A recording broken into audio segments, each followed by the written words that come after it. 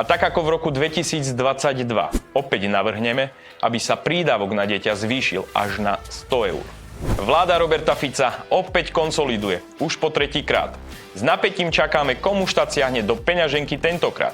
Veď doteraz nám už zobrali 4,2 miliardy eur, a to každý jeden rok.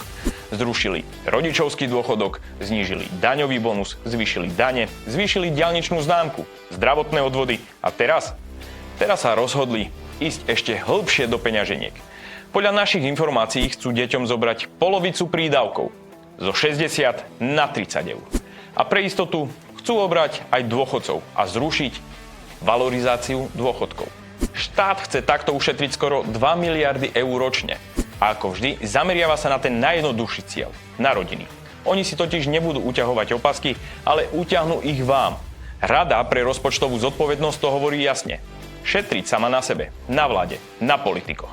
V normálnej krajine to pochopí každý politik. Štát obmedzí výdavky, zruší zbytočné úrady, stopne zlaté padáky a kšefty. Ale na Slovensku nie. Tu šetria ľudia a vláda si zatiaľ žije ako v žite. Zvyšujú si platy, schvaľujú si doživotné renty, kupujú si luxusné auta, lietadlá, zamestnávajú bratrancov, tetky a svokrovcov.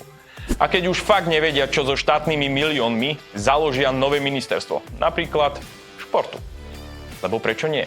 A keď sa k tomu ešte v tichosti dohodnú, že štátnu nemocnicu za 1,2 miliardy nepostavia tam, kde je treba, napríklad na Rásochách, ale tam, kde má ministerka Saková pozemky, ktoré zrazu náhodou prudko naberú na hodnote?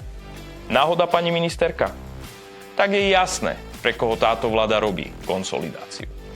Na ľuďoch a pre seba. Sme tak jediná krajina v Európe, kde sa celé šetrenie hádže na obyčajných ľudí. A keď sa niekto opýta, a prečo vlastne my, vláda radšej mlčí, lebo odvahu ľuďom to povedať do očí jednoducho nemajú. My to hovoríme jasne, keď opäť dostaneme vašu dôveru, zrušíme všetky neférové a zdieračské opatrenia, ktoré rodinám berú viac, než im dávajú. A tak ako v roku 2022 opäť navrhneme, aby sa prídavok na dieťa zvýšil až na 100 eur. Férový, spravodlivý, citlivý na infláciu. Lebo štát nemá byť nepriateľ ľudí, štát má byť ich partner.